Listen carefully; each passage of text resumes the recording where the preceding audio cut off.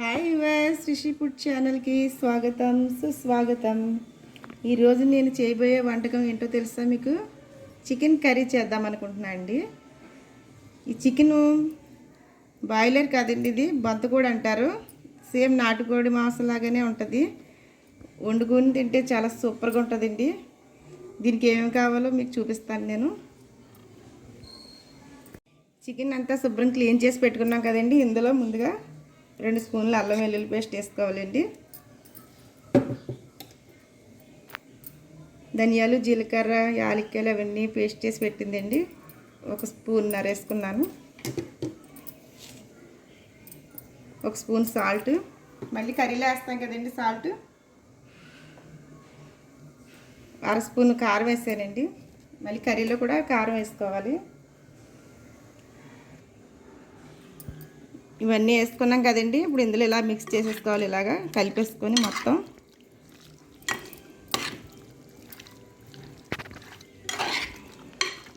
Curry చాలా బాగుంటుందండి, మీరు అందరూ కూడా ట్రై చేయండి. వాటర్ వేసుకుందండి కొద్దిగా.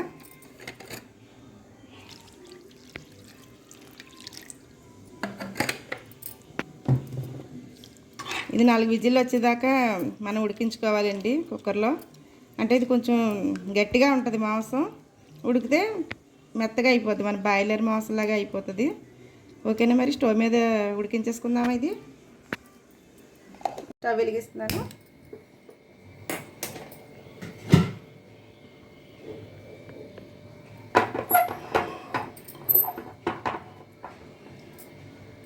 మూత పెట్టేద్దాం చికెన్ మీద. 4 విజిల్లు వస్తే సరిపోతుందండి ఇది. ఓకేనా, విజిల్ కూడా పెట్టేసుకుందాం. ఓకే, 4 విజిల్లు వచ్చేసినాయండి. స్టవ్ ఆఫ్ చేద్దాం. ఒకసారి మూత తీసి చూద్దామండి.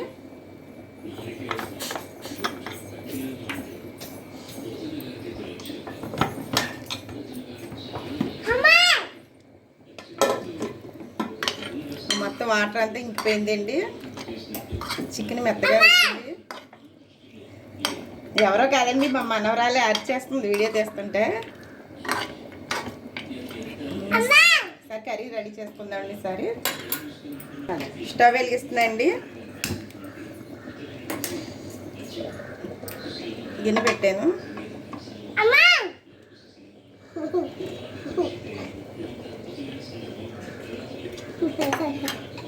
గిన్నె వేడెక్కిందండి. ఆయిల్ పోస్తున్నాను. 4 స్పూన్లు వేసానండి ఆయిల్.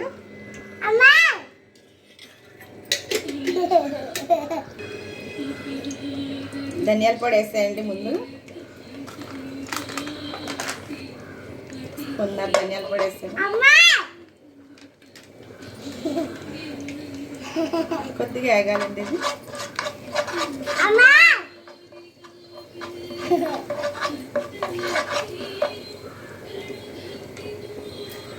స్మెల్ వస్తుంది, కొంచెం మంచి స్మెల్.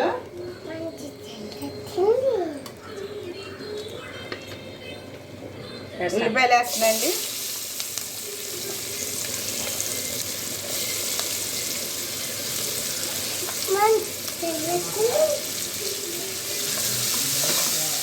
ఉల్లిపాయలు బాగా వేగాలండి కొద్దిగా. పచ్చిమిర్చి కూడా వేయాలి, కానీ లాస్ట్లో వేస్తాను పచ్చిమిర్చి, ముందు వేసేయకూడదు.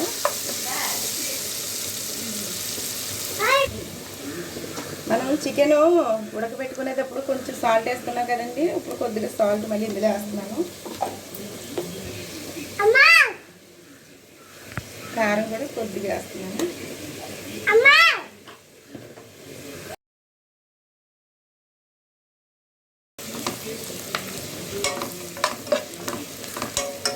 కొద్దిగా వేగినాయి కదా, చికెన్ వేసేస్తున్నాను.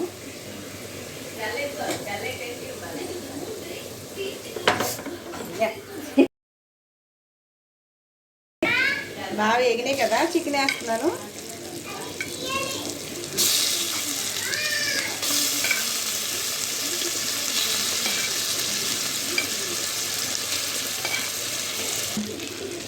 మనం ఇందులో చికెన్ ఉడకబెట్టుకున్నాం కదండి, ఈ గిన్నెలో ఇందులో కొంచెం అడుగులు ఉండదు కదా మసాలా, అది అందులో కొద్దిగా వాటర్ వేసుకున్నాం, ఇలా వేసేసుకుంటే సరిపోతుందండి, ఎక్కువ వాటర్ పట్టదు.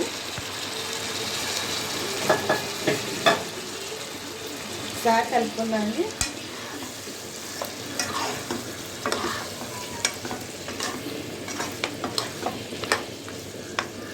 ఓకే, కొంచెం ఉడికితే సరిపోతుంది. దగ్గరగా ఉంది కదా కర్రీ, కొద్దిగా చికెన్ మసాలా వేస్తున్నాను. పచ్చిమిర్చి కూడా కట్ చేసి పెట్టుకున్నాం కదండి, ఇది కూడా వేసేస్తున్నాను. ఒకసారి కలిపేసుకోవాలి.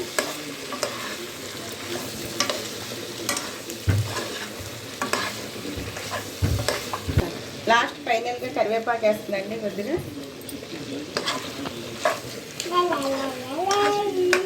చికెన్ కర్రీ రెడీ అయిపోయిందండి.